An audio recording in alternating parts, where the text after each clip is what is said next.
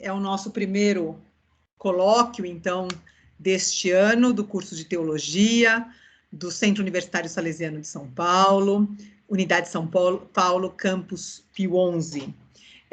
Na data de hoje, nós receberemos o professor, Padre Jefferson da Silva, estará conosco mediando este evento, o professor Antônio Wardson da Silva, nosso coordenador do curso de Teologia, então, da Unidade São Paulo, Campus Pio XI. Este evento quer ser um evento mensal no curso de Teologia, nós já temos a programação praticamente para todos os meses deste ano aí, então vamos ter vários colóquios com temas bastante atuais, então a ideia, de fato, é fazer um diálogo com a questão da fé, da razão, então são vários temas muito oportunos e vários professores altamente qualificados que estarão conosco debatendo esses temas todos os meses deste ano. Nós faremos, então, um tempo para a fala do professor Jefferson, em seguida vamos ter um tempo de perguntas, mediadas aí pelo professor Antônio Wardson. É importante que esta participação seja da maneira mais tranquila possível, nós iríamos fazer isso pelo chat, então, nesse momento, nós precisamos mudar um pouco esta metodologia, então, peço que vocês sejam muito objetivos nas perguntas, falem muito claramente, porque, de fato, esta metodologia precisa, então, ter uma certa alteração em função também da alteração do instrumento que vamos utilizar, que é o Teams. Então, peço a compreensão de todos em relação à mudança aí do nosso sistema de transmissão, em função, principalmente, do nosso problema de transmissão no YouTube. Vou passar a palavra para o professor Antônio, ele vai apresentar melhor o nosso palestrante de hoje. Adianto que seria muito importante que vocês estivessem inscritos na página do evento, no canal, no site do Unisal, e também preencham o nosso link de confirmação de presença para que os certificados possam ser emitidos no final da palestra de hoje.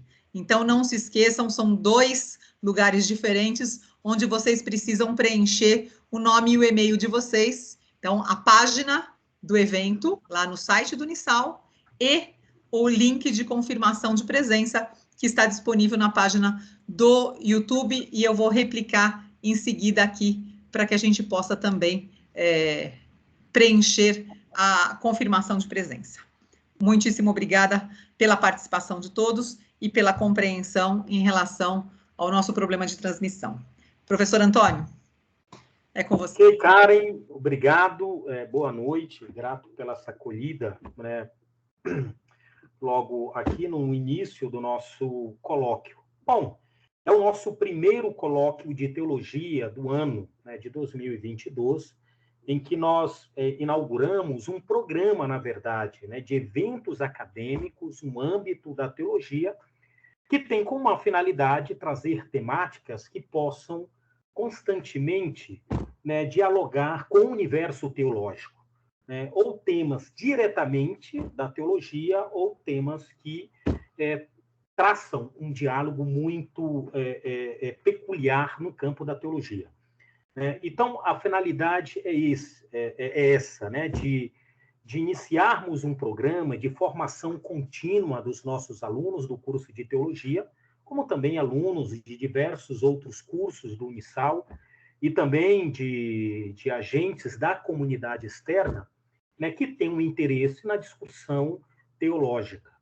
Tá? Então, são temas que, com certeza, irão potencializar, né, a nossa compreensão e nossa inserção no mundo teológico, e para os estudantes de teologia são temas que, com certeza, eles são interdisciplinares, que, de alguma forma, eles vão traçar, sim, travar esse diálogo com as diversas disciplinas, né, com os diversos tratados que são estudados no curso de teologia.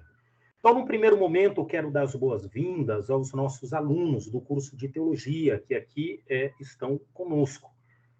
Eu digo que é uma alegria muito grande nós iniciarmos bem o ano letivo com essas atividades, né? Além de sala de aula, uma atividade que nos permite uma discussão, né? E a discussão ela sempre vem para o nosso enriquecimento intelectual, como também o nosso enriquecimento e experiência de fé. Também dou as boas-vindas aqui a colegas, né, alunos de outros cursos, que provavelmente aqui estão, como também convidados, né, da comunidade externa ou de outras instituições. E com isso, quero dar as boas-vindas aqui ao professor Jefferson, né, o padre Jefferson da Silva, que hoje inaugura, que abre, viu, padre Jefferson, esta atividade do curso de teologia, que é um programa, né, de eventos acadêmicos, como eu falei, que tem essa pretensão de fazer uma discussão, ou levar a uma discussão entre fé e razão para um enriquecimento, né, da nossa cultura teológica. Então, padre Jefferson, desde já, muito obrigado pela adesão, pela acolhida da proposta, né? Bom, e com isso, quero pedir desculpas aos nossos participantes pelo atraso, né? Nem tudo acontece como queremos. E ainda mais aqui, pelos meios, né, tecnológicos, não foi possível a conexão, né, com o YouTube. Tivemos um problema no canal do YouTube, mas por aqui iremos realizar o nosso colóquio. Bom, algumas orientações práticas, já para nós iniciarmos a nossa conferência, né? O padre Jefferson, logo eu irei apresentá-lo, né? Ele terá, né, em torno de 40 minutos, até 40 minutos, né, para expor, né, o seu conteúdo, e depois nós teremos um espaço de um diálogo, né, com o professor, onde nós podemos apresentar ali alguns comentários, algumas perguntas, né, ao professor, ao padre Jefferson. Tudo bem? E ao longo aqui da transmissão, eu reforço o que a professora Karen falou, nós iremos enviar o link aqui para vocês registrarem a presença neste colóquio de teologia, porque depois nós iremos enviar o certificado de participação neste evento acadêmico. Então, por acaso, alguém aqui não tenha feito a inscrição, então, por favor, inscreva-se, que ainda dá tempo, né, para que depois todo mundo receba o certificado. Tudo bem? Bom, o nosso primeiro colóquio, então, de teologia, ele tem como temática, né, uma teodiceia possível, a questão do mal no pensamento de Paul Ricoeur. E aqui, para contribuir com essa nossa reflexão, nós temos a presença do professor doutor Jefferson da Silva. O padre Jefferson, ele é pós-doutorando em psicologia pela Pontifícia Universidade Católica de São Paulo, a PUC São Paulo, e é doutor em filosofia também pela PUC São Paulo, e mestre em filosofia pela Universidade São Judas Tadeu. O professor, ele é especialista em logoterapia e análise existencial, com ênfase em educação pela Faculdade João Paulo II. E tem licenciatura em filosofia pelo Unisal, então, portanto, é um ex-aluno nosso, né? E como também bacharelado em teologia pela Faculdade de Uniana. E o padre Jefferson também, ele é bacharel em psicologia pelo Unisal, né? Então, portanto, psicólogo. Atualmente ele é professor do nosso curso de filosofia, que está alojado na unidade de Lorena, né? E também é professor, né, do curso de pós-graduação em logoterapia pela Sociedade Brasileira de Logoterapia. Então, professor, né, padre Jefferson, mais uma vez, bem-vindo, né, e muito obrigado pela sua adesão a esse novo programa, né, que se inicia no curso de teologia, e é um programa que nós teremos essa atividade mensal. Uma parte desse programa será por aqui, online, né, atividade remota. Uma outra parte será presencial. E aí nós já divulgamos entre os nossos alunos, também por meio das mídias sociais, essa programação, né, desse programa de atividades acadêmicas, de eventos acadêmicos do curso de Teologia do Unisal Campus Pio XI. Então, Padre Jefferson, eu passo a palavra para o senhor. Obrigado, Antônio. E obrigado também à professora Karen. E agradeço também a presença de todos aí. Se eu estiver falando baixinho, daqui a pouco eu começo a falar um pouquinho mais. No começo a gente fica um pouco mais tímido, né? Deixa eu colocar um slide aqui para ver se vai partilhar com vocês, para me ajudar na reflexão. Está aparecendo o slide para vocês? Alguém pode me responder? Agora sim. Tá. Ok. Tá bom. Então eu vou...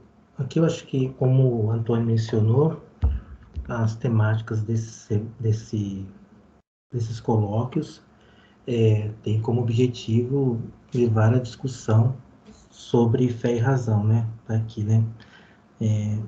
Tem a finalidade de apresentar temas de grande importância para o debate entre fé e razão, bem como o diálogo da teologia com outras ciências. Então, não sei, eu penso que é algo pertinente a ser pensado, né? Então, enquanto estava preparando essa conferência, ou sei lá, retomando talvez o que constantemente já trato nas minhas aulas de teodiceia, então, retomando, eu acho que a palavra mais certa é essa. Tem um autor chamado Juan Antônio Estrada, ele escreve um livro, tem um nome, cujo nome é A Impossível Teodiceia, a crise da fé em Deus e o problema do mal. Ele vai debater, né, que talvez essa relação que nós constantemente estamos tratando como a relação entre fé e razão, talvez seja impossível. E hoje em dia, né, isso é um problema já a ser colocado. É possível hoje em dia, uma aproximação, como nós aprendemos, entre fé e razão? Talvez isso não seja um problema dado. Quando eu digo dado, assim, é quase que uma profissão de fé a partir do documento Fides Ratio, né, que nós conseguimos estabelecer uma relação entre fé e razão. E talvez a gente nem questione mais sobre isso. Nós damos isso como um dado. Então quando eu li esse livro, A Impossível Teodiceia, aí no fundo me parecia muito essa questão. É possível essa relação entre fé e razão? E qual a consequência disso para uma teodiceia, né? E aí lembrando que o termo teodiceia, ele significa defesa da causa de Deus, como Leibniz define isso no livro dele, Teodiceia, ou uma argumentação a favor de Deus. Então, é possível, em última instância, nessa relação entre fé e razão, desembocar numa teodiceia ou não. Isso é algo separado. Então, eu preciso levar isso em questão. E aí, além desse texto do Estrada, do Juan Antônio Estrada, tem um texto também chamado, o nome dele é Esfera Pública, Mídia e Religião. É um texto bem interessante, é um texto do Luiz Mauro Sá Martino.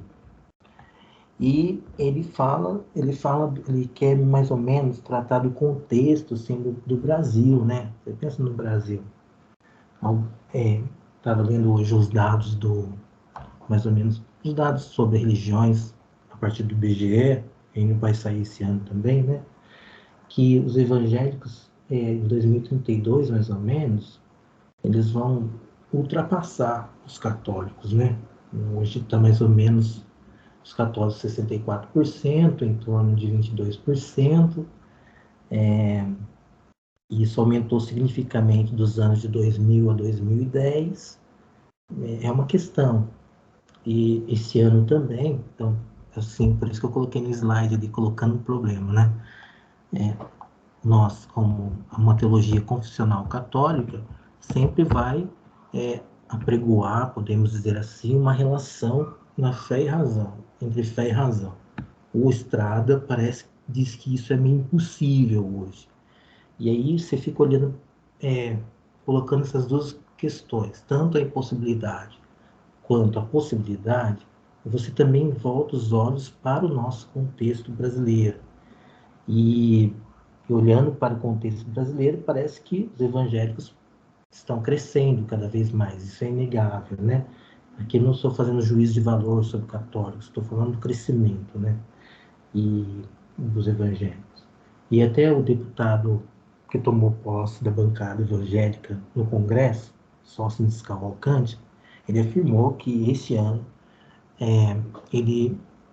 um dos objetivos da bancada é aumentar em 30% a bancada evangélica no Congresso. Ou seja, o Congresso tem uma grande influência no Brasil, né, em outras palavras, né? E a partir de uma perspectiva religiosa. E nesse livro, nesse texto, Esfera Pública, Mídia e Religião, o autor Martim, ele coloca que a esfera pública, ou interesse público, ele é algo que deveria ser um debate considerado para todos e coletivo, né? Para todas as pessoas, né? E não que a religião tenha que ser excluída disso, mas ela não deveria ser a força principal para a escolha dos nossos representantes. Mas deveria sim, esse público deveria pensar nos interesses públicos, ou seja, nos interesses de todos, né? Mas eu não sei se isso é tão claro para todos, né? E aí, nesse texto, ele cita um texto do Habermas, que diz assim, religião na esfera pública. Então, o Habermas, nesse texto, religião na esfera pública, ele afirma que a esfera pública deveria ser um espaço de igualdade de condições, onde deveria integrar todas as pessoas, e feito a partir de uma racionalização, e não a partir dos argumentos próprios da fé. Mas pensa, se no Brasil aumenta o número de congressistas que dão muita importância para a questão da fé, como que nós vamos poder relacionar, aí volta a pergunta, né? Ou aproximar essa questão da fé e razão? Então, são questões que um teólogo ou alguém que faz filosofia precisa se perguntar. Não tem como fugir desses questionamentos, né? Então, eu parto um pouco desse ponto de vista. E eu vou explicar por que eu escolhi o Evangelho, né? Porque o filósofo que eu estudo, né, procuro aprofundar um pouco, é Paul Ricoeur. Ele é um filósofo protestante, ou como ele diz, reformado, né?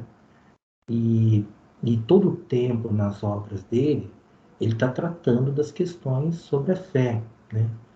E a sua vida pessoal, ele afirma que sempre teve uma experiência com como eu falo?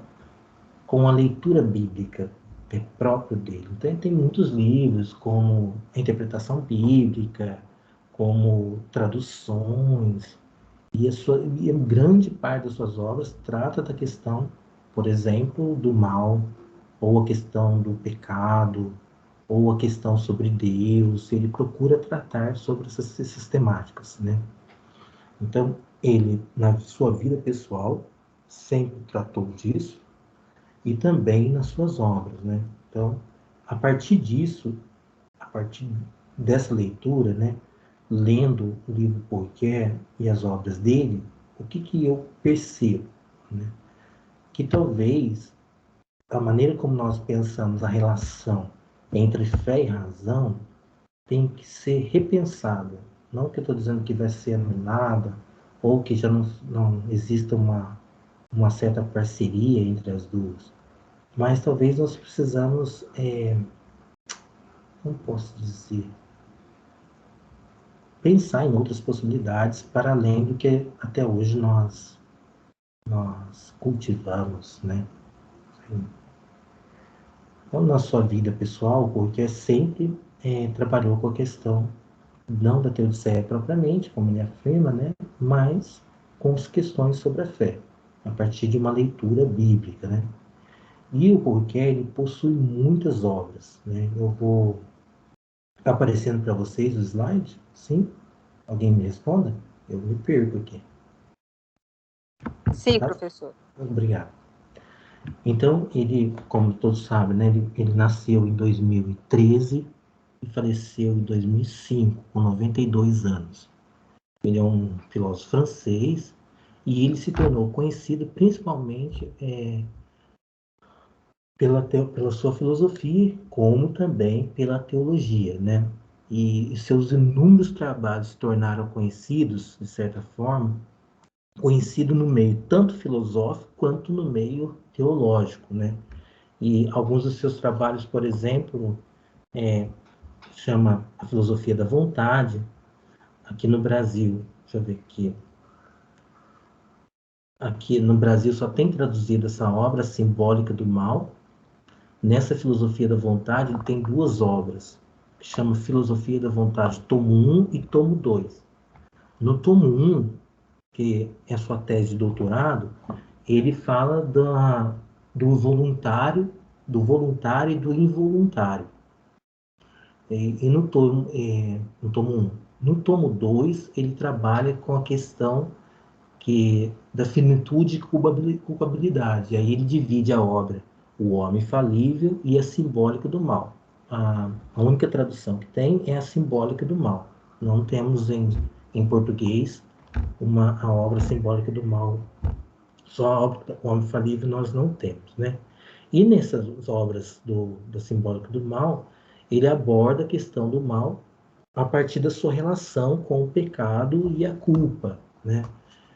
E depois ele tem outros desdobramentos dessas obras, né? Ele vai fazer um outro volume que é chamado Da Interpretação, Ensaio sobre Freud. E também tem um outro livro chamado Conflito das Interpretações. Então, nessas obras, são as grandes obras dele, possui várias obras, mas as grandes obras é a Filosofia da Vontade, da Interpretação. O Conflito das Interpretações é uma compilação de ensaios sobre hermenêutica, né? E dentro desse texto todo, ele procura abordar essas questões do pecado original, do mal, né? E na obra Conflito das Interpretações, existe um texto chamado O Pecado Original, Estudo e Significação. Nesse texto, ele procura analisar os conceitos sobre a reflexão do mal que se deu em Agostinho e a luta de Agostinho entre o maniqueísmo e o pelagianismo, né? Ele procura tratar dessas duas questões nesse capítulo, pecado original e sua significação, na obra Conflito das Interpretações. Mas depois de um tempo, né, ele vai meio que distanciando dessas questões do mal. Enquanto eu estudava lá, um professor meu até falou, não, ele não distanciou, ele só interpretou diferente. Ele começa a interpretar a questão do mal a partir da obra da interpretação. Essa obra da interpretação foi a obra que eu estudei quando eu fiz o doutorado. Mas quem lê a obra diretamente não vai perceber essa questão do mal assim tão direto, né? É muito subliminarmente que aparece essa questão. Então, mas ele trata ali e estende. Então, a questão do mal sempre foi uma questão perturbadora para o Ricoeur, me parece, né? Tanto pela sua tradição quanto pela sua vida pessoal. E lá no livro ainda Conflito das Interpretações tem um texto chamado Hermenêutica dos Símbolos e Reflexão Filosófica. Tem tanto o capítulo 1 quanto o capítulo 2. Então ele retoma a questão do mal. Então, olha, a questão do mal aparece no primeiro livro dele, 1950. Depois, em 1960, aparece de novo. Depois, nos debates dele de 1969, volta a aparecer. Então, todo o tempo, nas suas reflexões, a questão do mal aparece. E tem um texto chamado... só um detalhe aqui, vou continuar aqui. Aqui, acho que ele está recebendo um prêmio, né? Aqui, ó. Discurso do Papa João Paulo II, por ocasião da entrega do Prêmio Internacional Paulo VI ao filósofo francês Paul Ricoeur, né? Aqui ele está recebendo o prêmio, ali, a fotinha desse prêmio. E está lá. O prestigioso prêmio, que precisamente em seu nome conferido aos 5 anos a personalidade ou instituição que se distinguiu de maneira significativa no âmbito da cultura de inspiração religiosa, representa um indubitável reconhecimento de interesse permanente, né, da pessoa do Papa Montini, e até agora ele foi conferido a estudiosos no campo da teologia, da música, do ecumenismo e da promoção dos direitos humanos.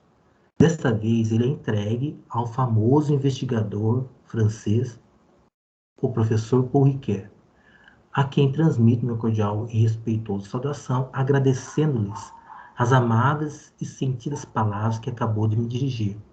Ele é reconhecido, inclusivamente, pela contribuição generosa para o diálogo ecumênico entre os católicos e os reformados. A sua investigação realça a fecundidade da relação entre a filosofia e a teologia, entre a fé e a cultura. Trata-se de uma contribuição que eu desejei recordar na carta encíclica Fides Racem. Deve realizar sob o círculo da circularidade.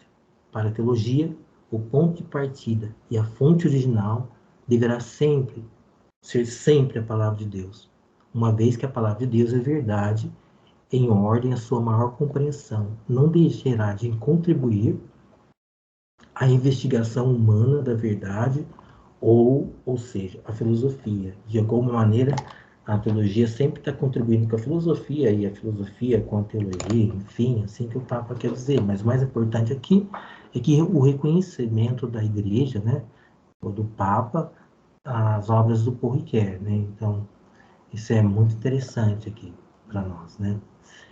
E continuando aqui.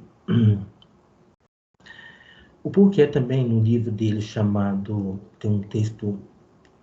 tem dois textos, tanto um texto chamado Liberdade segundo a Esperança, a Liberdade segundo a Esperança, na obra Conflito das Interpretações, e também nas fronteiras da filosofia, ele explica a condição do filósofo cristão, né?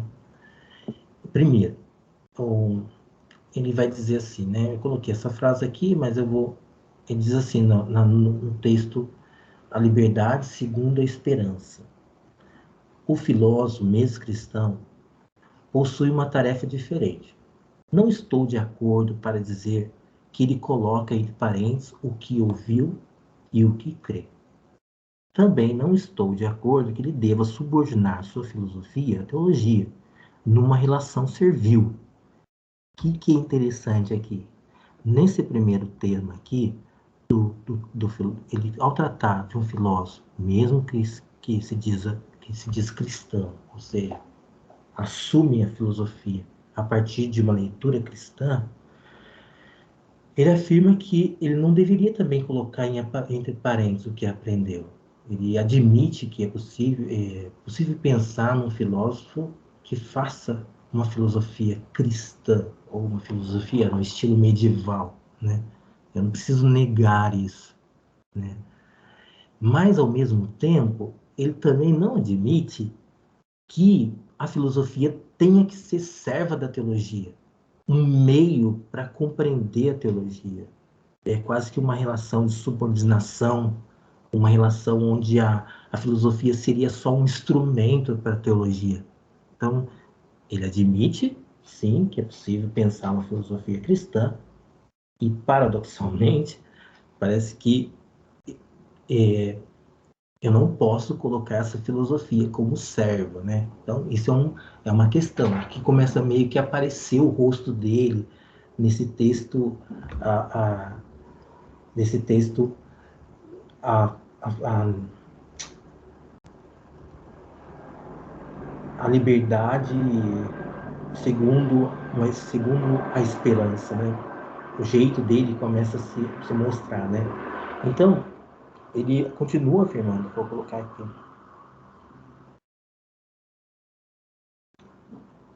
O trabalho incessante do discurso filosófico deve ser em colocar-se em relação de proximidade com o discurso querigmático e teológico. É um trabalho de pensamento, ele diz isso no texto, né? Um trabalho a partir da escuta e, no entanto, na autonomia do pensamento responsável. É uma reforma incessante do pensamento nos limites da razão. Um trabalho nos... E ele continua, não está no slide, mas está assim, a conversão do filósofo é uma conversão na filosofia e à filosofia, segundo as exigências internas da própria filosofia.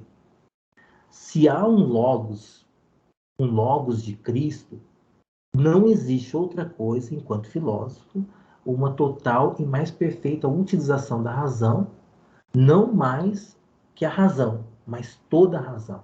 Ou seja, o que eu tenho a impressão, quando ele está escrevendo assim, que, primeiro, quando nós deveríamos pensar numa reforma da nossa maneira de pensar.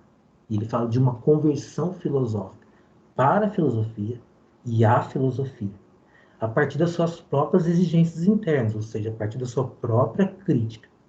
E aí, a partir dessa conversão filosófica, do nosso modo de pensar, da nossa maneira de filosofar, aí sim, quando nós nos voltamos para a teologia, para uma maneira de pensar filosoficamente, aí sim eu vou procurar se há um logos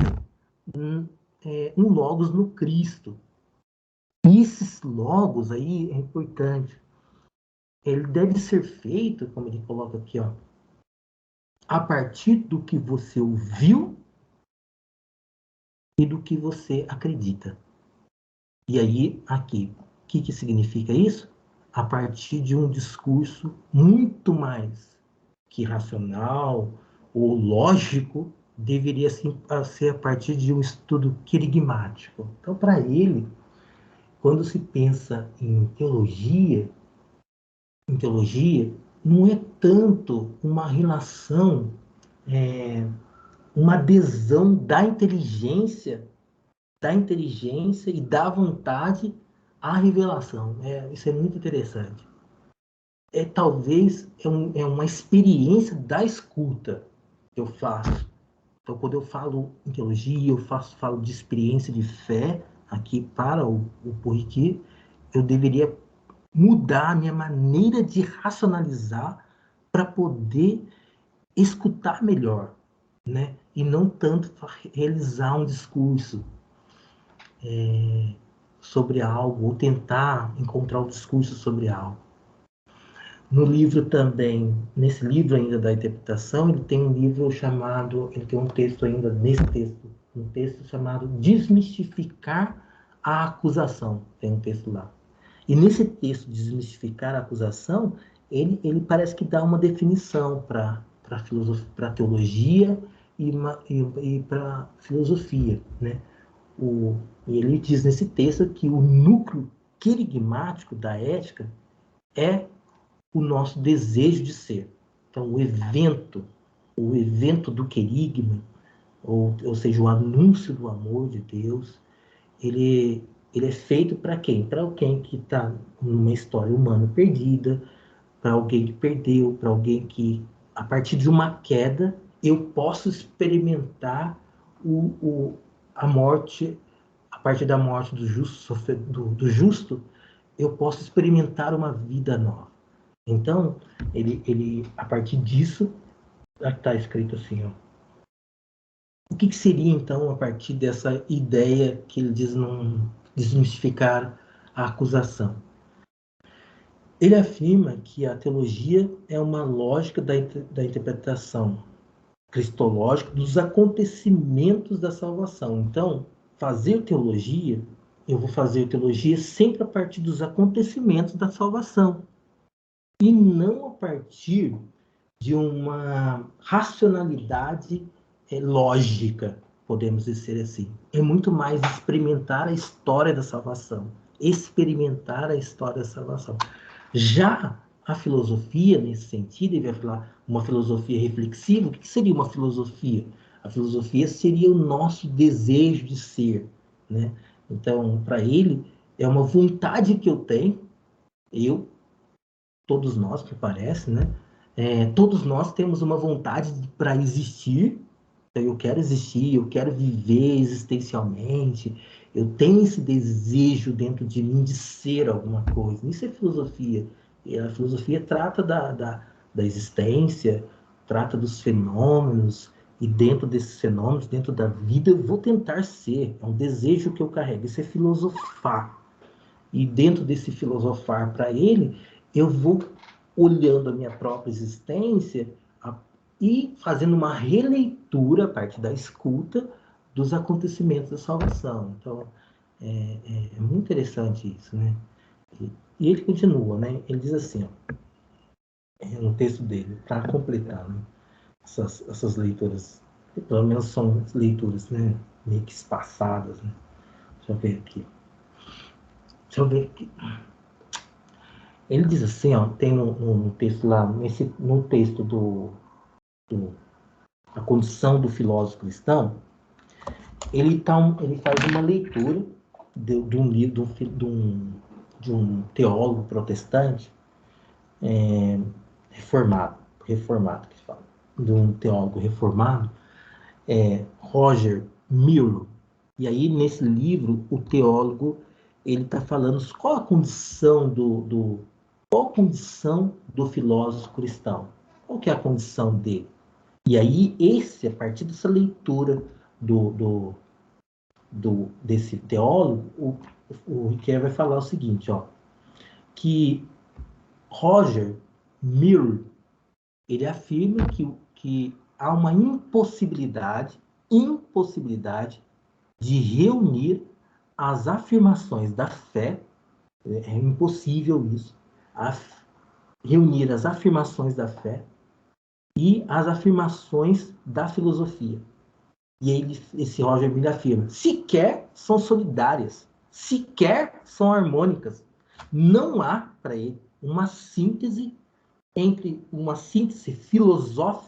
teológico-filosófica que mereça o nome de filosofia cristã. E aí esse Roger Miller, no livro, a partir da análise do Porquê, ele afirma assim, que ele se recusa, olha que interessante, ele se recusa a apresentar a filosofia e a teologia como duas grandezas comparáveis, como duas fontes convergentes de um movimento que se quer misturadas. Elas são distintas, né? E aí ele vai falar assim, não deveria subordinar a filosofia, a teologia ao modo do tomismo. Não deveria fazer isso. E aí ele vai dizer que é principalmente contra essa solução tomista que o livro levanta a exigência da salvação em Jesus Cristo, né? Como único fundamento. Isso quer dizer que a certeza filosófica, ela mesma é uma questão para o crente. E como que confronta com o único Salvador, Jesus Cristo. Ou seja, é um mistério que deveria envolver muito mais escuta do que explicações. Tentar explicar todo o tempo, tentar aproximar conceitos filosóficos da teologia, parece que não faz muito sentido para ele, né? E aí, no livro dele, tem um outro livro chamado da crítica, a crítica e a convicção.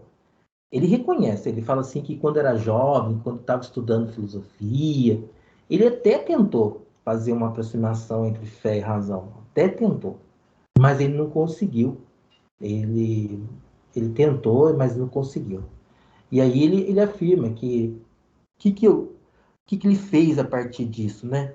Aí como está no slide, eu tive a preocupação ao viver uma espécie de dupla fidelidade, de não confundir as duas esferas, de fazer justiça a uma negociação permanente no seio de uma polaridade bem instalada. Então, ele sempre procurou tratar tanto da filosofia quanto da teologia. Parece que são dois mundos para ele, duas instâncias para eles. É uma bipolaridade, como ele fala no livro da Crítica à Convicção, né? Não aproxima as duas questões. Porém, se você dá uma olhada na tradição católica, como a encíclica Fides Ratio, afirma que tem uma harmonia, uma certa aproximação. Então, por isso eu volto à questão colocada aqui no início desse diálogo, né? É possível essa aproximação ainda? E aí volta os olhos para o nosso contexto, Parece que as pessoas no nosso dia a dia parece que fazem muito mais a experiência de fé e nem sempre uma busca de racionalização.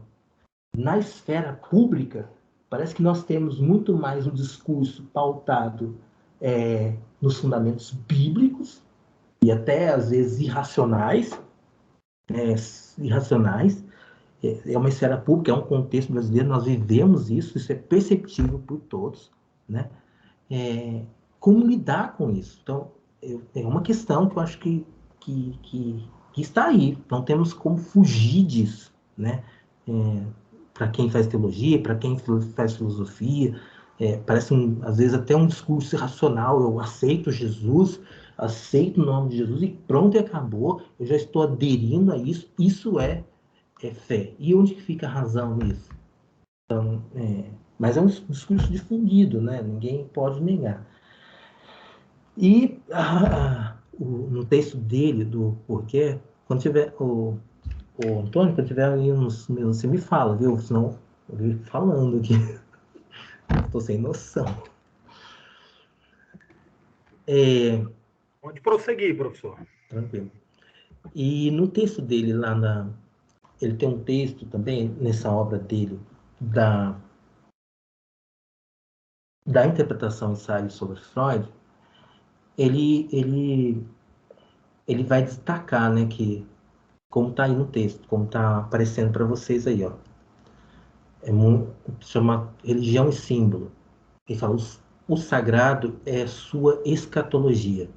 Quer dizer, ele é o horizonte que a reflexão não compreende, não engloba, mas saúda como que vem a ela do alto. Assim é desvelado uma dependência do código do si, uma dependência que não lhe é anunciada inicialmente pela cifra do seu nascimento, mas pela cifra de um escatom, de um derradeiro, para o qual aponta as figuras do espírito. Fé implica necessariamente uma hermenêutica da desmistificação. Então, o que eu entendo por esse texto, esse trecho do texto, né? Que é um trecho. Ele está querendo dizer assim, que se eu parto de um horizonte da reflexão, no estilo bem cartesiano da palavra, penso, logo existo, né? O meu pensar é importante, eu sou importante a partir dos meus pensamentos, tudo que eu sou nasce com as minhas reflexões, né? Ele fala assim, se você parte desse horizonte da reflexão, a reflexão não compreende o sagrado. A reflexão não vai compreender o sagrado. Ela não vai englobar o sagrado. A partir desse ponto de vista da reflexão, num estilo bem cartesiano, né? É difícil. Então, por isso ele vai dizer, o que nós deveríamos fazer? Aí volto lá no início do slide. Nós deveríamos pensar numa conversão da nossa reflexão, que é assim, um desvelamento de uma dependência do nosso código. Eu não sou o senhor do meu pensar. Eu não sou senhor de mim mesmo, né? E eu não deveria pensar a partir de um nascimento, ou seja, de uma origem. Por que nós especulamos as coisas? Por que nós levantamos perguntas sobre o porquê, né? o cogito deveria experimentar muito mais os símbolos, experimentar, ouvir os símbolos, para poder fazer reflexão, para poder lidar com a nossa própria existência, né? Em vista de um escatom, de uma escatologia, ou como ele fala assim, de um derradeiro, ou de uma esperança. Então, no fundo, ele está dizendo assim, olha, quando nós lidamos com as questões tanto filosóficas quanto das questões da teologia, ela nos ajuda a viver uma vida com um desejo de ser, um desejo de esperança, né? Porém, o questionamento ou uma reflexão no estilo cartesiano parece que corre o risco de esgotar uma espécie de um neopelagianismo, podemos dizer assim, né? Um esgotamento, uma tentativa, sei. E aí ele continua dizendo lá no texto dele, né? Que uma das passagens que ele trabalha bem nisso, né? Ah, só um detalhe que eu esqueci de mencionar. O Poiquet, durante a vida dele, da infância dele, o pai dele foi para a guerra e não voltou mais. Depois ele foi criado pela avó dele, né? E a avó dele que ensinava a pessoa dele na leitura bíblica. Sua irmã faleceu muito cedo. Então ele sempre experimentou o luto, experimentou a culpa, experimentou o mal de perto, né? Sempre foram questões que perpassaram a sua vida. Por isso que, de certa forma, ele vivia tranquilo com esse ponto, com a questão do mal, né? E tem um texto dele, como disse, a simbólica do mal. Depois tem um outro texto bem chamativo dele, um mal, uma conferência sobre a filosofia, a teologia. Ele vai tratar dessa questão do mal, né? Enfim, é um texto que sempre está abordando a questão. No livro A Simbólica do Mal, ao longo do livro, ele sempre está mencionando, né? Ele fala uma expressão, o símbolo dá a pensar, é uma expressão que ele usa constantemente, o símbolo dá a pensar. E na conclusão ele volta e escreve a conclusão do livro Simbólico do Mal e trata disso. Ele fala, o símbolo dá a pensar, mas o que ele dá é o que pensar sobre o próprio pensar. Ou seja, ele coloca em questão o meu próprio pensamento. Ou aquela filosofia cartesiana que acaba exaltando o pensar. Então, cada vez que eu me volto para o símbolo, por exemplo, o símbolo do pecado, o símbolo, o símbolo da mancha, o símbolo da culpa, nós não deveríamos tanto tentar explicar isso com reflexões. Esse que está tentando, parece que é isso que está tentando dizer ou ensinar. Mas ao contrário, eu deveria permanecer na escuta, estar diante do símbolo, quase que contemplando o símbolo para ver o que ele me dá a pensar, o que ele me ensina a pensar, e não tentar esgotar, mais uma vez, esse mistério dele. Parece que não faz sentido isso para ele, a impressão que ele me passa, né? E aí, ele no livro dele, desse O Mal Desafio que dá a pensar, ele afirma que, quando ele vai trabalhar da questão sobre o mal, ele se opõe a uma tradição gnóstica. O que é uma tradição gnóstica, né? É aquela tradição maniqueísta que afirma que o mal corresponde a uma realidade, ou uma realidade a uma substância, né? Então, tanto o bem seria uma substância, quanto o mal seria uma substância. Então, seria são duas substâncias em combate constante e o homem estaria no meio desse combate, aprisiona um homem no mal, e o homem, no meio desse combate, tem que lutar pelo bem. Isso ele fala que é uma tradição gnóstica, que tenta explicar o mal, né? E ele fala assim, o desafio nosso é pensar isso. Dá a pensar, aí volta a falar, não a partir de uma reflexão no estilo cartesiano, mas converter o nosso próprio pensamento. Tentar pensar de uma maneira diferente, né? E aí, o que ele faz?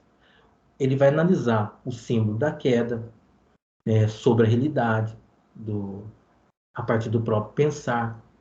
E ele diz que o mal, como a culpa, a queda e outros, ele diz assim, ó, a mácula, o pecado, a culpa, o mito da queda e outros dizem algo sobre a realidade. Mas o dizer algo sobre a realidade é realizado de forma indireta, não de forma direta.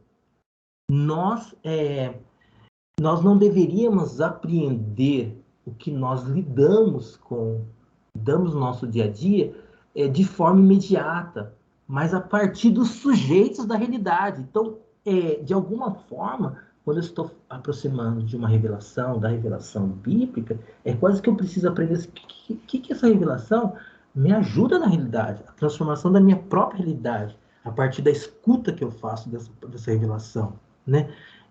Então, ele está dizendo assim, ó, quando você se volta para o mito da queda, para o simbolismo que tem lá, eu não vou tentar ficar explicando aquilo, mas eu vou tentar, a partir dessas figuras, pensar, dar a pensar. Vou tentar pensar alguma coisa, tentar pensar na realidade. Parece que quando ele está lendo aquelas figuras, diz assim, algo está ocorrendo na realidade. Desde o início da criação, algo sempre ocorreu na realidade. Como parece que a fraqueza da humanidade sempre esteve lá com o homem. A fraqueza a fraqueza de Adão sempre esteve do lado dele e Eva. A Eva sai dele, então tem um símbolo ali, né?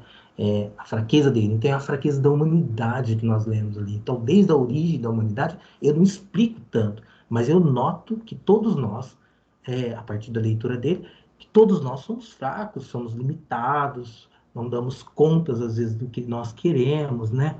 E eu consigo ler isso, ouvir isso, e, no entanto, explicar se existe um mal substancial ali, né?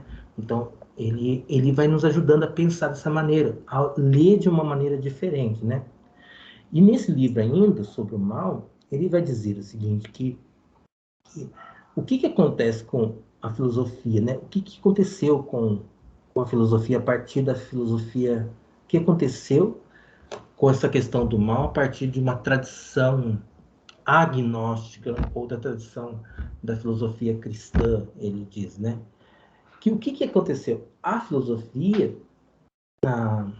ao tratar do problema do mal, a partir de uma filosofia cristã, ela faz sempre em vista de salvaguardar a natureza do bem e de buscar respostas para grupos religiosos. E ele vai dizer, quem que tentou fazer isso? Agostinho tentou fazer isso.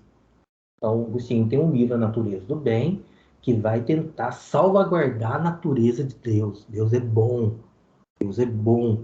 Mas, ao mesmo tempo, ele fala que quando você joga e joga isso na lógica, é difícil de você tentar recuperar isso, né? Porque a gente fala todo tempo que Deus é bom, que Deus é todo poderoso, né? Porém, a gente vê o mal existindo. Então, isso daqui, ele acusa Agostinho de tentar salvar... Acusa Agostinho, não, perdão. Ele acusa Teodiceia de tentar sempre salvaguardar isso daqui. E o que é isso daqui, em última instância? É uma lógica, um silogismo que você vai falar. Se você fez uma primeira premissa, logicamente, não deveria existir o mal. O mal não poderia existir. E aí o Riquet fala assim, por que se insiste nessa lógica? Por que ficar tentando insistir nessa lógica? Por que nós deveríamos ficar preocupados tanto com a origem? Para que isso? Ou como a gente fala aqui, com o nascimento das coisas. O que vale aqui, aí volta, o que vale aqui é o nosso desejo de ser. O que vale aqui é a nossa vontade de existir, ou a nossa existência, e não tanto voltar para a origem, né? Tentar olhar a partir de um ponto de vista que ajuda a nossa própria existência. Então eu faço uma fenomenologia que me ajuda a viver, e não fico perguntando por quê, tento explicar o mal de todo mundo. e ao mesmo tempo a gente vai cruzando com as informações de Deus, entende? Enfim, pelo menos ele coloca isso lá, né? E é uma questão que ele coloca, né?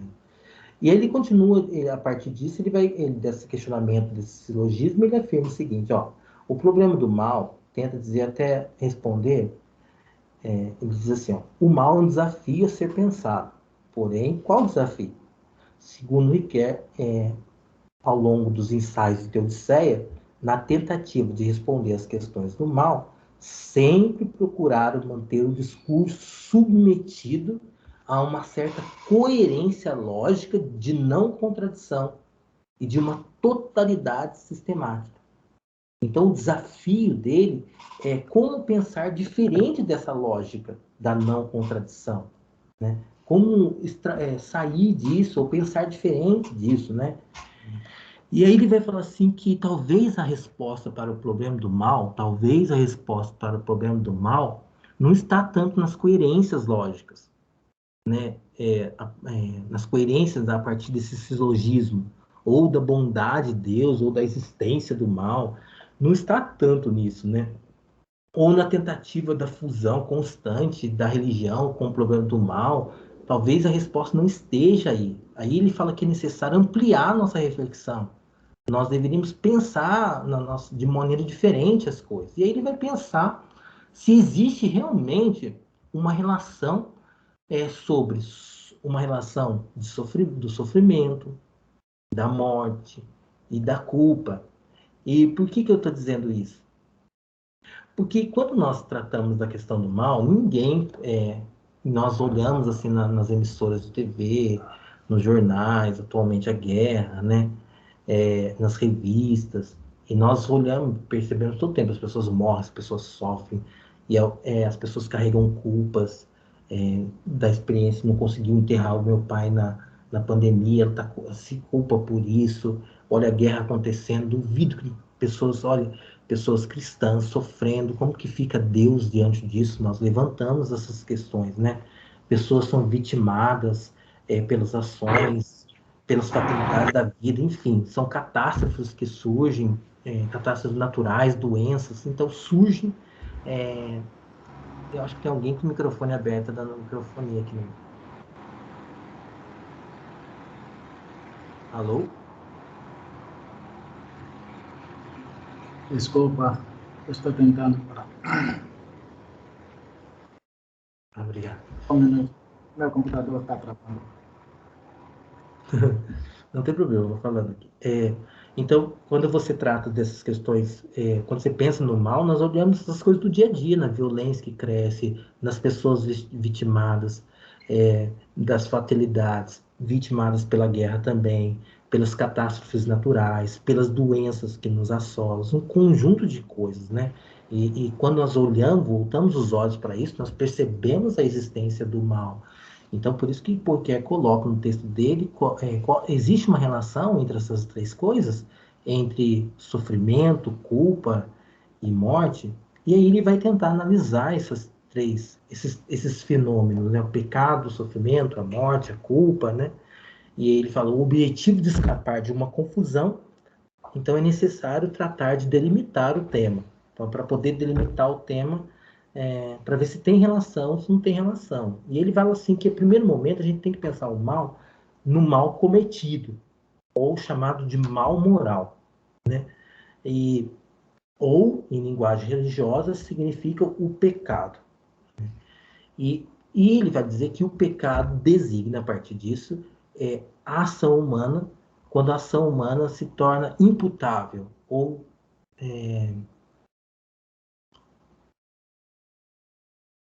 pode ser acusada por uma repreensão. Eu cometi um mal, então você vai ser repreendido.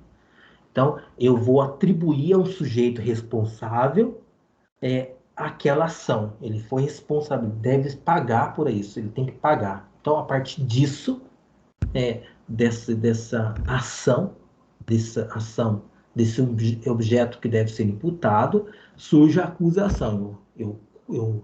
Eu violei um código de ética da nossa comunidade e agora eu tenho que pagar por isso. Então, eu tenho culpa nisso. Então ele pensa primeiro que existe uma ação de alguém, um mal cometido, alguém cometeu um mal, e ao mesmo tempo essa pessoa tem que ser acusada por isso, né? Acusada por isso, ela tem que ser considerada culpada, né? Mas quando nós estamos pensando que uma pessoa ela realizou um mal cometido, e ela tem que ser culpada por isso, para nós está tranquilo, não tem nenhum problema. Nós aceitamos bem isso.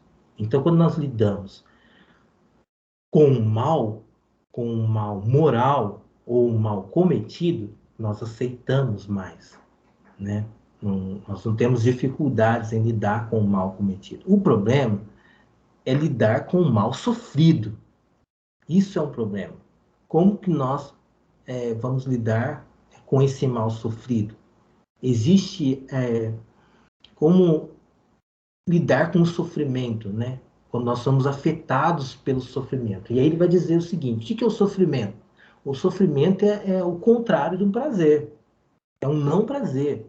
E esse sofrimento, quando nos assola, ele nos assola tanto na forma física, nos assola tanto na forma psíquica, nos assola tanto na forma espiritual. Então, e o sofrimento, ele possui uma variedade de causas. Pode ser natureza física, pode ser doenças ou enfermidades, né? Aflição da morte dos nossos entes queridos, pode ser outras provocações, né? Eu lamento quando nós lamentamos quando nós sofremos, né? Por essas causas. É uma lamentação que a gente sofre, né? E o Poiquet vai dizer o seguinte, ó, o pecado o mal, é possível dizer assim, o mal cometido é sempre um mal feito a outro. Mas o mal sofrido, nem sempre nós temos explicações para a origem do mal. Né? O mal sofrido. Nós não conseguimos explicar esse mal sofrido sempre. Nós não conseguimos explicar quando uma pessoa sofreu um acidente, por exemplo. A gente até pode lucubrar para pensar naquela pessoa que causou o acidente, mas é difícil pensar quando alguém está sofrendo e não fez nada para sofrer. Né? E aí a pessoa se torna, aí nasce com isso. Parece que quando alguém sofreu um mal, quando está sofrendo um mal sofrido, ela está sendo atingida pelo mal, ela se sente, ela não só ela se sente vítima de uma força exterior, parece. Ela parece que se sente vítima daquilo que ela está sofrendo. Então ela lamenta. E aí surge, às vezes, o que as religiões, às vezes, que nós atribuímos, às vezes, o que nós corremos o risco de, diante daquilo que nós não conseguimos explicar, aplicar uma lógica da retribuição. Você fez alguma coisa. Você fez alguma coisa. A culpa é daquele. Por quê? Porque parece que a gente precisa encontrar um porquê para a coisa. Né? Encontrar uma punição merecida por você estar sofrendo. Né? E aí a gente entra num discurso para tentar pensar no porquê disso, entende? E às vezes a pessoa... Será que tem esse porquê? É a pergunta, né? Parece que aí surge um fundo meio que tenebroso do mal. Você não consegue lidar com isso. Então, para que fazer a pergunta? Ele levanta a questão, por que levantar a pergunta que Agostinho levantou na obra dele, o livre-arbítrio? Eu não sei, eu não sei se tem relação pecado ou culpa, sofrimento e morte. Por que então eu vou levantar a pergunta, a origem do mal? Parece que ele se coloca ali, né, no meio, né? E ele vai dizer que, olha, ele gosta muito da reflexão do Agostinho. Ele vai muito na direção da resposta de Agostinho, quando Agostinho responde que não há um mal substancial. O mal seria uma ação do homem. O nascimento do mal é essa ação do homem. Ele vai muito. Entretanto, quando Agostinho vai responder aos pelagianos e vai falar do pecado original e também dessa dependência do homem em relação a Deus, ele acaba abandonando a relação do mal moral. Então, parece que Agostinho, ele reconhece que Agostinho é um bispo e está respondendo à comunidade. Porém, são duas perspectivas, uma em resposta ao maniqueísmo e outra em resposta ao pelagianismo. Então, como que vai responder a essa questão? Ele vai dizer, como que eu vou tentar pensar nisso de uma nova forma, de uma nova maneira? E aí, o que ele faz? Já estou terminando, viu, gente? Nessa questão do Agostinho, ele é adepto de Agostinho quando trata do mal moral, né? Porque mas ao mesmo tempo faz as críticas, né? Então ele fala o seguinte: ele vai tentar tratar de uma nova maneira, nesse livro dele, A Simbólica do Mal, também no Desafio na Filosofia, o Mal, um desafio para a teologia, para a filosofia e para a teologia. Então ele afirma assim, ó, a partir disso. Ele fala assim, embora Agostinho tenha, nas suas reflexões apresentadas, ele concorda com o mal cometido, ao pecado individual, a partir de uma dimensão. A partir de uma dimensão individual, eu pequei, então tem que ser cobrado por aquilo, ou eu agi mal, então tem que ser cobrado. Ele discorda da dimensão genérica do pecado original, né? Ele discorda disso, né? Ele fala que o pecado individual foi transformado no pecado pecado dos nossos primeiros pais. Então ele meio que questiona isso. Ele reconhece a queda do homem, mas ele questiona isso daí. Então ele vai dizer o seguinte, ele fala, o que nós devemos fazer? Então para ele, na concepção dele, o que eu tenho que lidar? Como que eu vou lidar com isso? Ele fala o seguinte, primeiro, quando nós tentamos encontrar respostas para a origem do mal, nós perguntamos pelo porquê. Nós voltamos muito para as causas das coisas. E a causa, essa relação de efeito-causa, parece que nos leva sempre para tentar ficar encontrando a origem. Nós voltamos muito para a origem das coisas. Ele chama disso, no livro dele, da interpretação, de um retorno a uma certa arqueologia. Eu quero voltar das coisas ao princípio, fico perguntando, e aí, consequentemente, a vida não vai para frente. E aí o homem, que é um desejo de ser, que possui vontade de existir, ele para nas perguntas sobre a origem do mal, sempre perguntando pelo porquê. Porque ele está tentando, como está aqui no slide, especular. Então ele diz o seguinte, ó, às vezes a Teodiceia, o que ela está fazendo? Ela está especulando mais, tentando encontrar porquês, e nem sempre está olhando para frente. Então note o seguinte, ele não está negando essa questão, ele trata até num livro da interpretação. Ele não está negando a especulação. Ele não nega a especulação. Porém, parar na especulação, ou numa arqueologia do sujeito, é voltar somente para o nascimento. Seria como, quem que é o problema do meu... eu tenho esse trauma porque eu sou assim, porque meus pais me criaram assim, aí eu pergunto pela origem, então quem criou? Eu vou voltando às causalidades. E fica no pergunto do porquê, e eu não chego a nada. Então, ele diz o seguinte, ó, perguntar pela origem tem seu mérito? Tem seu mérito, mas não resolve. Não resolve as nossas questões. Então, perguntar não resolve. E aí ele volta a dizer, né, o que seria importante, então, fazer? Para além da pergunta, ele vai dizer que, ele diz o seguinte, que o problema do mal, só pelo trabalho do pensar, só pelo trabalho do pensamento, é algo insuficiente. Não responde, talvez responda ao mal cometido, não ao mal sofrido.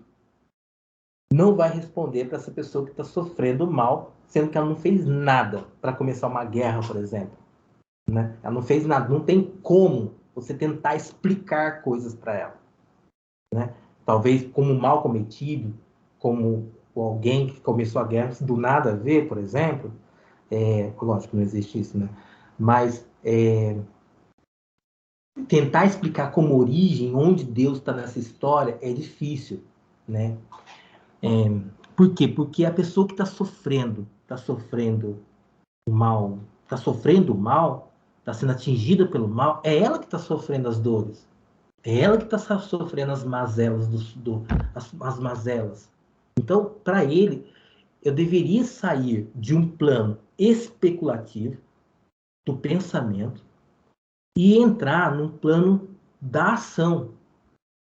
Então, para nós tratarmos dessa questão do mal, o que eu poderia fazer para que o bem existisse? Ou seja, para que a existência acontecesse, para que a vida do outro pudesse acontecer, para que a minha vida possa acontecer. Então, eu tenho um olhar muito mais prospectivo, olhando para frente, para a vida, lutar contra o mal, lutar para que a violência não aconteça, lutar para que a violência não se desenvolva no meu bairro. Então, eu deveria muito mais, ao invés de ficar perguntando pelo porquê, eu deveria aprender a agir. É a proposta dele. Então, diante do mal, ao invés de ficar especulando, tenta agir um pouco. Então, o que ele estava pensando aqui? Eu deveria, diante de qualquer mal, ter uma ideia de tarefa para ser realizada. Eu deveria ter uma tarefa para realizar, eu deveria ter uma tarefa para poder construir, eu deveria lutar mais com práticas para lutar contra o sofrimento humano, né? E tentar, é quase que dizendo assim, ó, deveríamos sair um pouco dos nossos gabinetes, das nossas escrivaninhas e tentar praticar mais a luta pela justiça, a luta pelo amor ao próximo, ao invés de ficarmos especulando muito, né? E aí ele vai dizer que ainda assim, tanto a especulação quanto quanto o agir não responde ainda à questão do mal sofrido. É quase que essa dimensão ética ainda não vai responder. Essa dimensão ética, dimensão política, não vai responder. Então, para ele, o que é importante, então? Aí eu preciso viver uma outra proposta, né? Qual que é a proposta? Aí o que ele faz, porque ele, a todo tempo na sua obra da interpretação, ele faz um diálogo entre o Freud e o Hegel. O Freud a partir de uma perspectiva da arqueologia e o Hegel a partir de uma perspectiva do espírito. Então, na compreensão do Riquet, ele partindo do Freud, ele vai usar um texto chamado Luto e Melancolia. E nesse texto Luto e Melancolia, o Freud afirma que nós deveríamos aprender a fazer o quê? A partir o próprio Freud, né, fala isso, né? Que nas nossas experiências de luto, morte de algum doente querido, nas experiências de guerra, nos sofrimentos amorosos, eu deveria aprender a viver uma experiência de luto. O que é viver uma experiência de luto? Que a experiência de luto é uma espécie de desligamento daquilo que eu estou amarrado. Então, o meu desejo, ele tem uma certa relação com algum objeto. Então, eu amo aquele objeto. Então, para eu poder desapegar desse objeto, eu preciso fazer um esforço para passo a passo para ir tirando aquele objeto de amor. Nesse passo de retirar esse objeto de amor, eu vou sofrer. Então, é uma experiência de luto. Então, todas as pessoas que, de certa maneira, estão sofrendo, estão passando por uma experiência de luto. Então, ele vai falar assim, olha, em relação às questões do meu sofrimento, e quando relaciono essas questões às questões de Deus, eu deveria fazer uma experiência de luto. O que é uma experiência de luto, então, diante das questões de Deus? Para ele, eu deveria reformar os meus pensamentos sobre Deus. Talvez essa experiência que eu sempre pensei que Deus estivesse em todas as circunstâncias, em todo momento, talvez essa ligação entre fé e razão que eu pensava, talvez ela não seja como eu pensava. Aí ele começa a separar essa questão da fé e razão, da especulação. Começa a separar. Então eu tenho que ressignificar, dar um novo sentido à minha experiência de fé. Eu tenho que vagarosamente desapegar do meu objeto de amor, desapegar dos meus sofrimentos. Só que para poder desapegar dos meus sofrimentos, eu preciso sentir. E sentir o quê? Você vai precisar sentir a revolta contra Deus. Ele está lembrando aqui de Jó. de Jó. Quase que eu preciso me revoltar contra Deus. Então é um direito nosso. Quando alguém está sofrendo, é um mal sofrido, ou algum outro tipo de mal, nós não deveríamos dar explicações para essas pessoas, né? Mas estar ali, sentir com ela, viver com ela, experimentar com ela, e não explicar para ela, meu seu filhinho mandou, tem um anjinho no céu, tentar ficar explicando as coisas.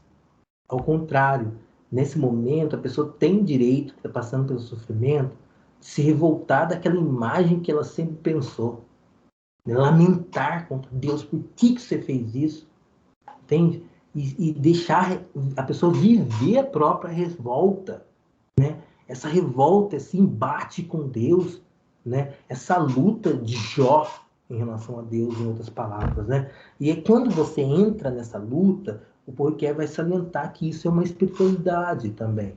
É um grau de espiritualidade, você está vivendo isso, é o seu momento existencial, viver isso. E aí você tem que desapropriar desse seu objeto de amor, né? Para poder ressignificar o seu sofrimento. E nesse momento que você está desapropriando, não existe consolo para o sofrimento. Não existe consolo para tudo aquilo que você está passando. Ou não tem explicações para aquilo. Então nós não deveríamos lutar por explicações. O que tem é o quê? Revolta contra tudo que você pensou até hoje sobre Deus. Isso que você tem. Você tem revolta. E quando você aprende a assumir essa revolta, sem medo, você sai de um grau de espiritualidade e fala assim, agora é quase que eu cheguei num grau assim, pô, Deus não era o que eu estava pensando. As questões do mal parece que não bate tanto, parece que não consigo explicar, eu não consigo fechar aquele silogismo, aquela lógica parece que não consegue fechar. Então, quando você chega nesse grau de espiritualização, é quase que cair num nada, quase que um niilismo. Agora eu não acredito mais em nada, eu estou sofrendo, então eu assumo isso para minha existência, eu paro ali. A hipótese do Riquet é a seguinte, que neste momento você vai ressignificar a sua própria experiência existencial e nasce a possibilidade, eu não estou dizendo que vai acontecer, nasce a possibilidade de você notar que Deus não quis aquilo para você e que todas as questões que nós tratamos, às vezes sobre a culpa, sobre o sofrimento, sobre a morte, talvez não tenha nada a ver com Deus. Somos nós que atribuímos isso e tratamos dessas questões. Deus, ele diz assim, não. Chega um grau assim de espiritualização zero que diz assim, não. Deus não quis isso. Muito menos Deus não quis me punir. Deus é amor. Então eu faço essa experiência com a palavra, com todo outro que esteve sempre comigo, mas, no entanto, eu não relaciono essas questões do todo outro, essa escuta, com os meus sofrimentos, com a morte, com as questões circunstanciais. Então, nesse momento, eu vou parar de acusar a Deus, parar de punir, culpar as pessoas, ou culpar as coisas, e vou entrando numa etapa de espiritualização onde eu começo a aceitar a possibilidade que o mal está aí, mas eu preciso, acima disso, que as pessoas sofrem, que as pessoas sofrem, que as pessoas são limitadas, e que o mal moral pode acontecer, mas acima disso eu posso experimentar a escuta de Deus, escutar a palavra, né? Aí vai fazer sentido essa frase que eu coloquei, né? O horizonte da reflexão não vai englobar, a reflexão não consegue englobar, de certa forma, o código não consegue englobar totalmente as questões do escatom, as experiências que nós fazemos com Deus. que nós deveríamos fazer em relação à nossa própria fé é tentar, de alguma forma, escutar. Ou como ele propõe, nós deveríamos fazer uma experiência com o querigma, né? Com o querigma, e partir para uma leitura bíblica da coisa. Leitura bíblica. Separando, de certa forma, uma tentativa de substancialização dessa leitura bíblica que nós fazemos. Em primeiro lugar, eu deveria fazer essa experiência da escuta, do acreditar. Bom, eu acho que é isso. Então, assim, terminando, né? Para ele aqui, eu no grau de espiritualidade, por que eu falei que a teodiceia é possível? Por quê? Talvez a teodiceia, assim, nos moldes de uma racionalização, talvez escolástica, logística, ou até mesmo cartesiana, aproximada da fé, talvez queira só encontrar explicações para as coisas, uma certeza. E aqui, a partir da leitura, o Riquet, embora o Riquet admita que não faça a teodiceia, mas a partir da leitura dele, a impressão que eu tenho é que é possível pensar sim Deus, mas eu preciso, primeiramente, não só pensar Deus reflexivamente, mas eu preciso fazer uma experiência com o símbolo. É necessário para todos nós experimentar a Deus querigmaticamente, né? Tentar fazer experiência de amor primeiro, ou experiência com símbolos, antes de qualquer explicação. O que nós corremos, às vezes, o risco, às vezes, nas nossas catequeses, nós sabemos disso, né? Nós corremos o risco de tentar ficar explicando as questões para as crianças, e as crianças nunca experimentam nada. Nunca fazem experiência do amor de Deus.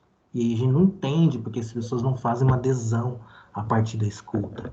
Então, penso eu que essa relação é possível, sim, pensar a questão de Deus, mas a partir de uma experiência afetiva do nosso sentir.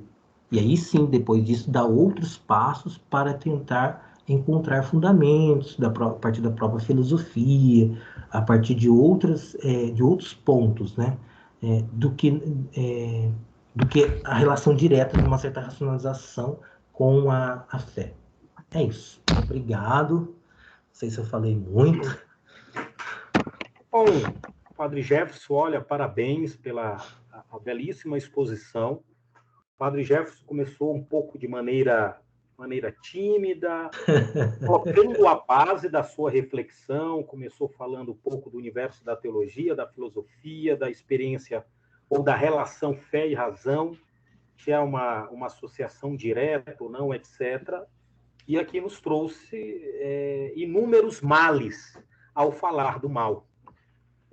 Bom, a brincadeira à parte, no sentido de que aqui, Padre Jefferson, várias questões foram apresentadas na sua reflexão, claro, com base em Riquet, até chegar a esses graus, né, de espiritualização, que é uma reflexão que é muito interessante para pensar esse problema, né? E saindo de uma perspectiva teórica, metafísica, ou de uma abordagem da teodiceia, em que a questão do mal, de fato, ela é trabalhada dentro de uma racionalização, até mesmo para encontrar as causas. Uhum. E ainda mais quando o mal ele está associado à experiência ou à questão Deus.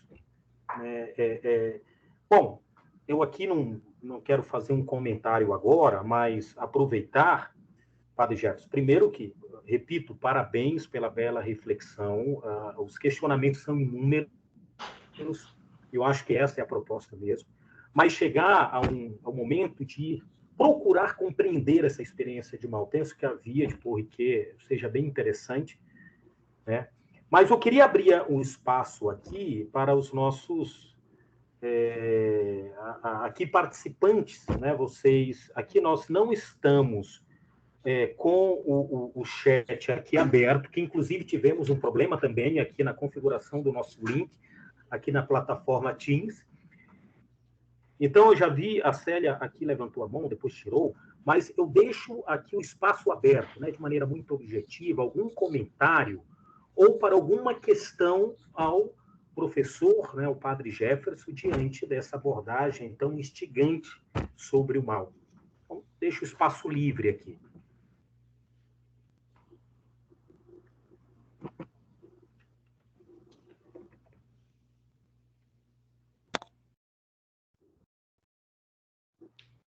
Alguém gostaria? Ou viu, Padre Jefferson, os males foram grandes, ao ponto de ainda nos levar à reflexão. Bom, a Célia voltou. Por favor, querida, pode abrir o microfone, se quiser também abrir sua câmera. Professor, quando ele fala, professor Padre Jefferson, antigamente se colocava muito na catequese, e até uma coisa vinda dos nossos avós e pais, né? Aquela maneira de falar, olha, Deus castiga, olha, faz isso, faz aquilo. E esse Deus, né, toda a sua colocação filosófica e teológica, ela vem como um Deus amor, que é o que a gente passa hoje na catequese. Aquele pai. Antigamente, isso era muito pesado, né, para colocar para as crianças e mesmo para os jovens da época. E na hora que o senhor estava explanando, me passou um pouco isso, né? Não é Deus que nos castiga, em momento algum, ele é todo amor para conosco. Às vezes nós procuramos esse caminho, de até mesmo nos castigarmos dependendo dos caminhos que a gente segue. Então, eu queria que o senhor falasse um pouquinho dessa catequese, né, de antigamente, que falava exatamente o que o senhor colocou, esse Deus que castiga, né, que não era assim, nunca foi assim.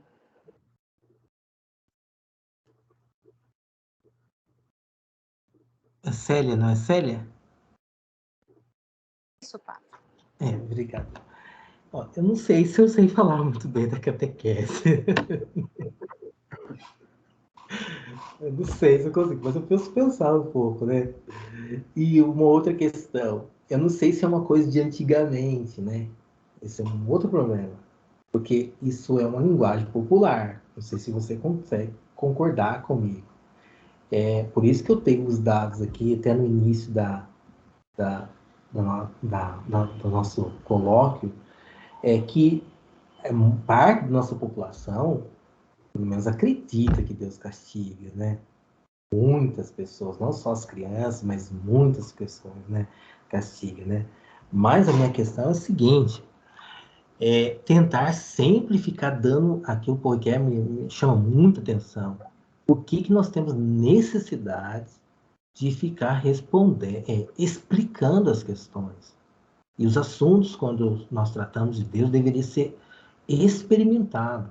E nós como teólogos ou filósofos, não sei se eu posso colocar filósofos, catequistas, deveríamos ensinar as pessoas a experimentar esse amor de Deus, não um Deus que castiga. Eu também penso que no bojo desse talvez novo modelo da catequese, talvez tenha isso de ajudar as crianças a experimentarem o amor de Deus, mas ainda nós não encontramos os meios para isso, né? Nós temos um formato catequético ainda muito formato escolar, né? A criança senta lá e solta a ripa do ensino em cima da cabeça dela. Isso é um trabalho de pensamento, é um trabalho de explicação, e nem sempre é um trabalho de experiência de fé. Então, eu acho que nós, não sei, talvez precisamos reformar um pouco disso, pensar um pouco em relação a isso. Mas o do cotidiano também. Eu estou dizendo fora da catequese, no cotidiano. As pessoas têm a impressão que Deus castiga, sim, né? Que Deus está aí todo o tempo punindo. E às vezes a leitura que nós fazemos somente do Antigo Testamento não a partir de uma leitura do Novo Testamento, a gente justifica ainda isso, né? E o Porriquet, eu acho que eu admiro muito o Porriquet, embora ele é de uma religião reformada, mas ele quer enfatizar que o mal talvez não tenha nada a ver com as questões de Deus, é muito mais interpretações nossas do que do próprio Deus, né? Porém, as questões do mal estão aí, a questão do pecado está aí, a questão do mancha está aí, mas é muito mais para pensar do que acusar. Eu não sei se eu respondi. Respondeu sim, obrigada. Obrigada, isso mesmo. Obrigada. Bom, o espaço continua aberto, né, para algum comentário, outra reflexão aqui, outra pergunta.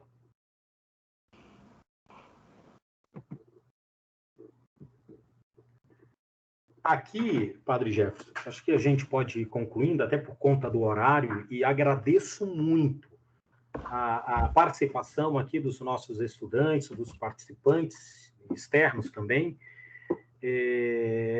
por conta do problema que tivemos e do horário já um pouco avançado, mas estão firmes aqui, né? Isso demonstra, né, uma busca constante,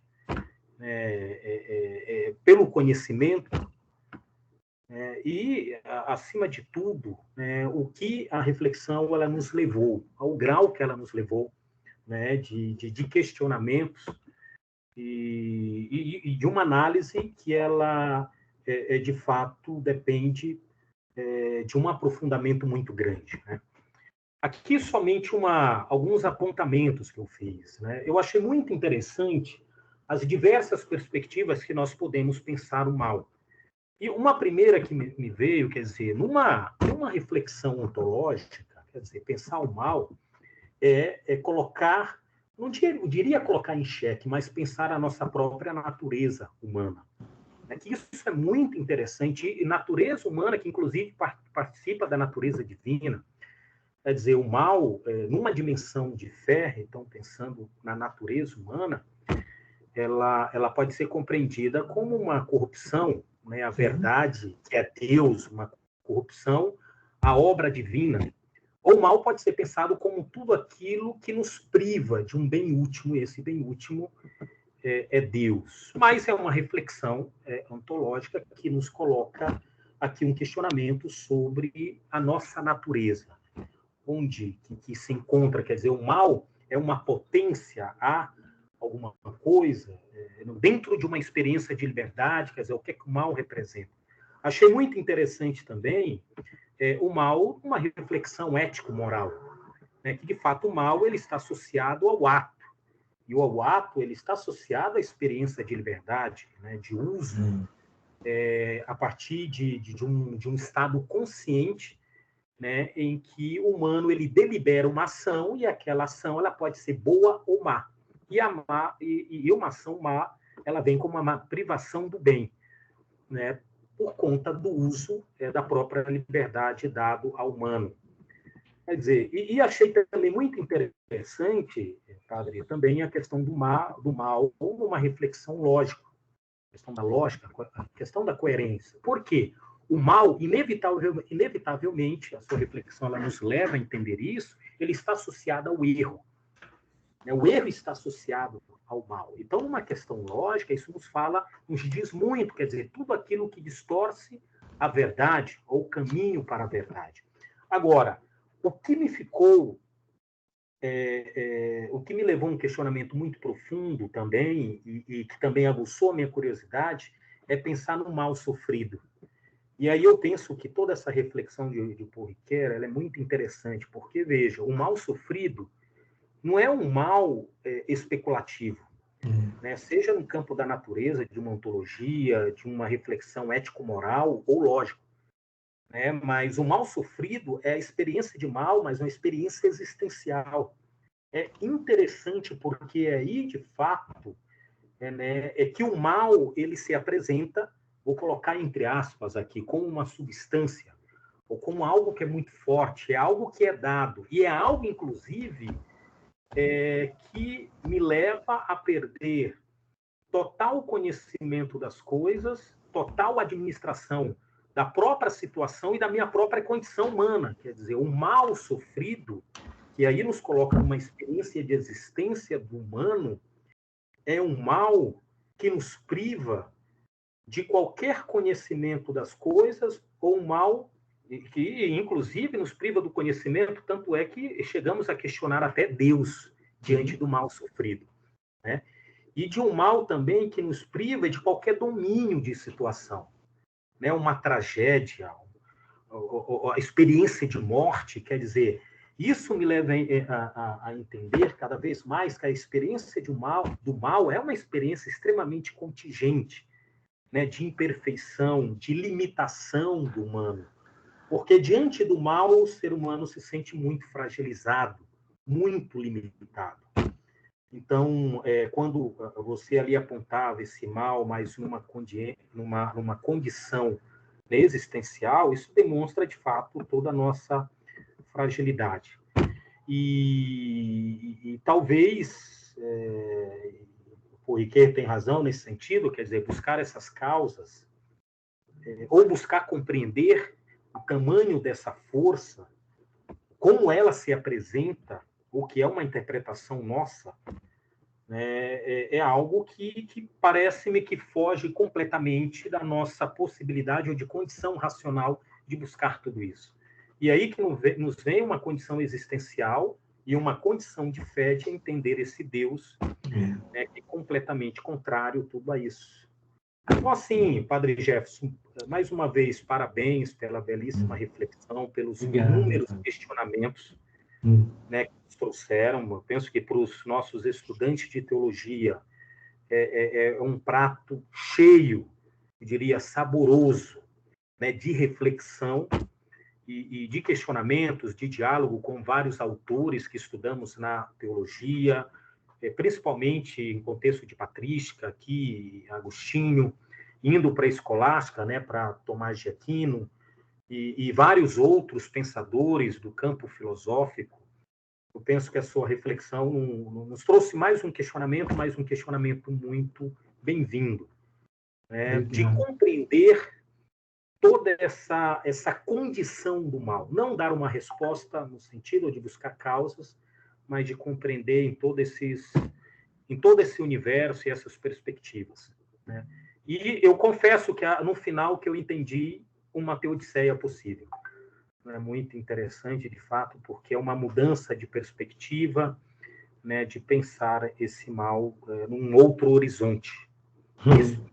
Então, Padre Jefferson, uma mensagem final para todos nós, por favor, para encerrar esse nosso encontro. Eu agradeço, Antônio, pela confiança, sua confiança, né, para poder me dirigir para vocês aí, conversar também, né, e tudo isso que eu acabei conversando aqui, eu colocando, são reflexões, não temos como escapar disso, né, e o que me chama sempre a atenção é que às vezes nossas concepções, tanto em relação sobre o mal, tanto em relação a Deus, ou sobre a perspectiva da existência humana, quando nós lidamos com isso, com pessoas e com perspectiva de Deus, nós somos convidados sempre a pensar diferente. Nós não podemos limitar a nossa maneira de pensar em algum modo de ação ou algum modo de certo ou errado, mas sempre estar pensando e ampliar a nossa cabeça para as coisas, para pensar diferente, para lidarmos mesmo com a nossa vida, né? Para vivermos melhor. Então, o que eu desejo para todos nós é que vivamos bem, e isso que é o mais importante. E faça experiência do amor, amor a Deus. Um abraço aí e boa noite. Bom, Padre Jefferson, obrigado, boa noite, obrigado aos nossos participantes, particularmente aos nossos estudantes de teologia, né, da nossa Faculdade de Teologia, do campus Pio XI, Unisal. Agradeço, né, essa participação, porque, como eu falei no início, estamos aqui numa primeira experiência, né, do nosso programa de eventos acadêmicos do curso de teologia. E começamos muito bem essa reflexão. Então, mais uma vez, obrigado a Karen por todo o suporte, né? E vocês, logo mais, irão receber o certificado, né, de participação do nosso evento, tá bom? Então, gente, boa noite, né? A semana, ela continua. Amanhã temos mais trabalho, mais estudos, e que Deus possa nos conduzir. Bom, até mais. Boa noite a todos. Tchau, boa noite.